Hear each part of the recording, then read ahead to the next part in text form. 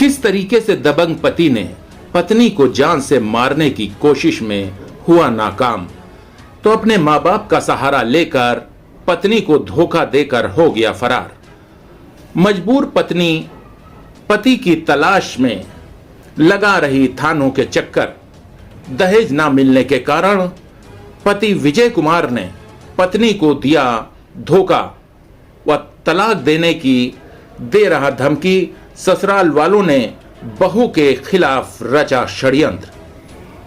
पति व ससुराल वाले दहेज न मिलने के कारण पत्नी को तलाक देने व दूसरी शादी करने की दे रहे धमकी। शादी 28 जून 2020 को लॉकडाउन के समय हुई थी।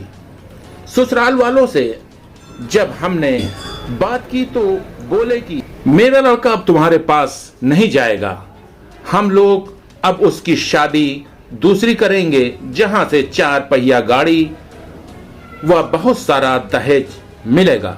आइए देखते हैं आगे की रिपोर्ट। सर, मेरा नाम सरिता है, मेरे पति का नाम विजय कुमार रावत है। मेरी शादी 28 जून 2020 को हुई थी। सर, मेरी शादी के कुछ दिन बाद से ही मेरे हस्बैंड और मेरे ससुराल वाले उनकी इच्छा अनुसार दहेज न मिलने की वजह से हमें प्रताड़ित करने लगे थे। सर, मेरे हस्बैंड हमसे 1 हफ्ते बाद से ही मेरी शादी को लेकर के तोड़ने की बात करने लगे थे कि अभी अपना फैसला कर लो, अभी हमसे अलग हो जाओ, सुलह समझौता कर लो, क्योंकि हमें जो है ना दूसरी शादी करनी है और तुम्हारे घर वालों ने हमें दहेज नहीं दिया है, कैश नहीं दिया है, तो इस वजह से उनके घर वाले सब हमसे नाराज थे। सर, आपकी शादी कब हुई थी? कै साल हो गए आपकी शादी को? सर, 28 जून 2020 को हुई थी। 3 साल कंप्लीट हो गए। जब से लेके अब तक के कैसा वैवाहिक जीवन रहा आपका? सर, कुछ भी ठीक नहीं रहा है। हमेशा मेरे हस्बैंड और मेरे ससुराल वाले मुझे ताना मारते रहते थे, मेरी सास गाली गलौज देती रहती थी और सब लोग मुझे मिलकर मारते पीटते थे कि जो है ना मेरे लड़के से शादी करके मैंने जो है ना बहुत बड़ी गलती कर दी है और मेरे लड़के की जिंदगी बर्बाद हो गई है। दूसरी जगह से शादी करते तो वहाँ से 4 व्हीलर गाड़ी मिलती और अच्छा दहेज मिलता। लगातार आप इतना प्रताड़ित की गई हैं, उसके बावजूद आपने क्या कभी कोई पुलिस कार्रवाई या कानूनी कार्रवाई का सहारा लिया? नहीं सर, क्योंकि घर वाले और रिश्तेदार सब लोग मिलके समझा देते थे और फिर मेरे ससुराल वाले भी जैसे बात कोई करते थे सब लोगों के बीच में बैठ करके, तो वो लोग नॉर्मल हो जाते थे और फिर बाद में मुझे परेशान करने लगते थे। अच्छा सरिता जी, ये बताइए, जिस तरीके से आपने ये प्रेस कॉन्फ्रेंस रखी है, आपका कहना है कि मुझे मारा गया, तो क्या कभी कोशिश नहीं करी आपने कि आप कोर्ट जाती या पुलिस के उच्च अधिकारियों से मिलती हैं, उसके बारे में आप न्याय मांगती हैं? सर, हमेशा मेरे ससुराल वाले मुझे प्रताड़ित करते रहते थे, तो मम्मी पापा लोग समझा देते थे कि अभी सब आगे ठीक हो जाएगा, आगे ठीक हो जाएगा, इस तरीके से समझा देते थे। और फिर मेरे हस्बैंड भी मारते पीटते थे। बाद में जब घर वाले या 4 लोग और आते थे तो वो नॉर्मल होकर बात करने लगते थे, तो इस वजह से सर हम भी सोचते थे। कैमरे पे देखिए। अभी कोई पुलिस में शिकायत नहीं करी आपने? नहीं सर, किया है। पति का नाम बताइए, अपने उनका एड्रेस बताइए, अपने ससुराल।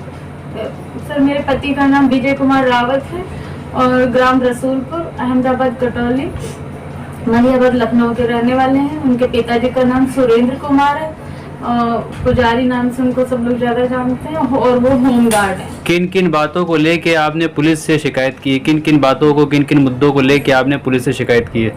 सर, 12 तारीख को मेरे हस्बैंड हमें मारे थे और मेरे से बोल रहे थे कि अपने पापा से जाकर के पैसा लेकर के आओ तो जाके हम कोई बिजनेस करेंगे। 12 मई पूरी डेट बताइए। 12 मई 2023 को सर उन्होंने मुझे मारा पीटा था और बोल रहे थे कि अपने बाप से कैश लेकर के आओ तो हम कुछ बिजनेस करेंगे और प्राइवेट जॉब नहीं करेंगे। तो उन्होंने मुझे मारा था, मेरे पेट पे लाते मारी थी 2-3, तो हम गिर गए थे। उसके बाद में सर वो मेरा गला दबा करके मुझे जान से मारने की कोशिश किया था, तो सर हम बेहोश हो गए थे। उसके बाद में सर मेरे हस्बैंड जो है ना हमें छोड़ करके भाग गए जब हम बेहोश हो गए। उसके बाद में सर मेरी मम्मी जो है ना जब गई वहाँ देखी तो हम बेहोश पड़े हुए थे। फिर वहाँ पे मम्मी ने हमें उठाया और जब हम होश में आए तो सर हमने बताया उनको अपनी सारी बात। तो फिर मेरे घर वाले फ़ोन करे मेरे हस्बैंड को तो उनका नंबर स्विच ऑफ जा रहा था।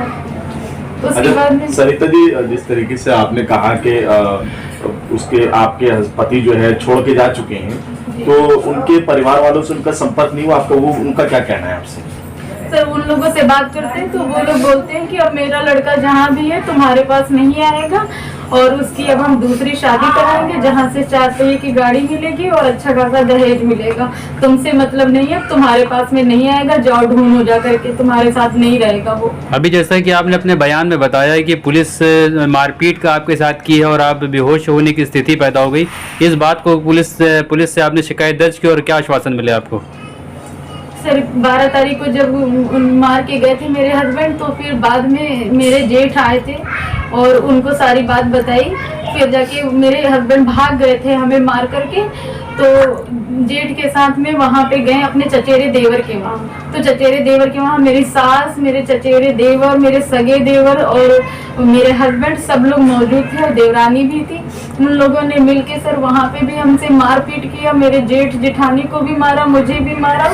और उसके बाद में फिर जाके जब वो लोग मारपीट कर रहे थे तो फिर हमको भी मारा। जब हम कैसे भी करके छूटे तो मेरे जेठ ने बोला हमसे अलग जाने के लिए, तो सर हमने 100 नंबर 112 नंबर पे कॉल किया तो वो लगी नहीं थी सर। फिर मेरे देवरानी जो है ना कुल्हाड़ी और बाका ले आई थी अंदर से कि जान से मार दो। वहाँ पे कुछ लोग मौजूद थे तो उन लोगों ने जो है ना छुड़ाया और मतलब रोका कि ऐसा मत करो। तब फिर जाके हम लोग वहाँ से अपनी जान बचा करके यहाँ सांसद जी के वहाँ आए थे सर। सांसद जी पुलिस को आपने जो अपनी प्रार्थना पत्र दिया है, उस प्रार्थना पत्र में जो आपने अपनी बातें रखी हैं उसमें क्या कार्रवाई अब तक की हुई? सर 20 तारीख को सांसद जी ने जब समझा दिया था तो 20 तारीख को मेरे हस्बैंड मेरे साथ में गए थे, खुनकुंजी कॉलेज हम गए थे और हमें वहाँ पे ड्रॉप किया और वो मड़िया चले गए थे काम की तलाश में। फिर वहाँ से उन्होंने मेरे पास में वॉइस रिकॉर्डिंग करके भेजा कि हम नेपाल बॉर्डर जा रहे हैं मौसमी लेकर के और आ जाएंगे, परेशान ना होना। क्या आप और आपके हस्बैंड कितने दिन से संपर्क में नहीं है आपस में? 20 मई 2023 से। मीडिया के माध्यम से क्या मांग करेंगे आप सरकार से? सर हमारे हस्बैंड जान बूझ करके हमको धोखा दे करके हमें छोड़ करके चले गए हैं और अपने घर वालों के सबके संपर्क में है। मेरे ससुराल वाले सब लोग छुपा करके रखे हैं मेरे हस्बैंड को। अरे रुकवाइए भाई, बोलिए बोलिए। मेरे ससुराल वाले मेरे हस्बैंड को जानबूझ करके छुपा के रखे हैं ताकि वो हमें परेशान कर सके और डाइवोर्स हम उनको दे दे, तो हमें इतना प्रताड़ित करें कि हम खुद ही उनको डाइवोर्स दे दे, इसलिए उन्होंने जानबूझ करके छुपाया है सर। कोई और मांग सरकार से या प्रशासन से अपनी मांग या आप अपनी कोई बात कहना चाहती हूँ चैनल के माध्यम से? जी सर हमारी बस यही प्रार्थना है कि सर हमने जो भी अभी तक एप्लीकेशन दी है उन पर कोई उचित कार्रवाई नहीं है। हम माननीय मुख्यमंत्री जी से प्रार्थना करते हैं कि हमें न्याय दिलाए, हमारी कहीं सुनवाई नहीं हो रही है। मेरे पति के बारे में हमको कोई जानकारी नहीं मिल रही है। मेरे ससुराल वाले जानबूझ के मेरे हस्बैंड को छुपा के रखे हैं। वो लोग बोल रहे हैं कि वो नहीं आएंगे वापस, ना तुम्हारे साथ उनको रखना है, उनकी दूसरी शादी कराएंगे जहाँ से उनको दहेज मिलेगा। सब लोग मिलके हमें परेशान कर रहे हैं ताकि हम डाइवोर्स खुद ही से दे दें उनको। ठीक।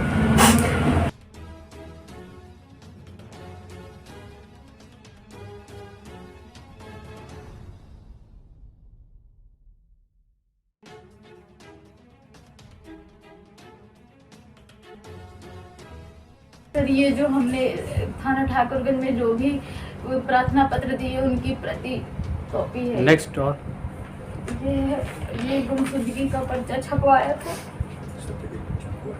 ये सब जगह हमने चिपकाया है, थाना रहीमाबाद से लेकर के मलियाबाद तक और यहाँ ठाकुरगंज में सब कहीं चिपकाया है सर।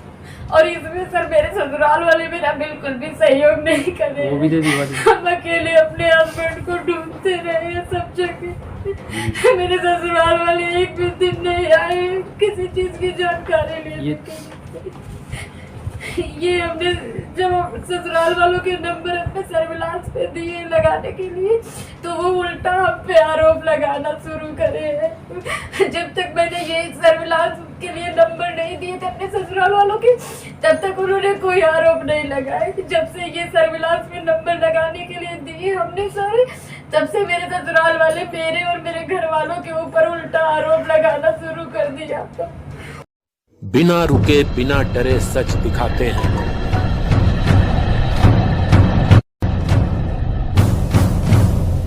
सच का जज्बा लिए आगे बढ़ते हैं हम।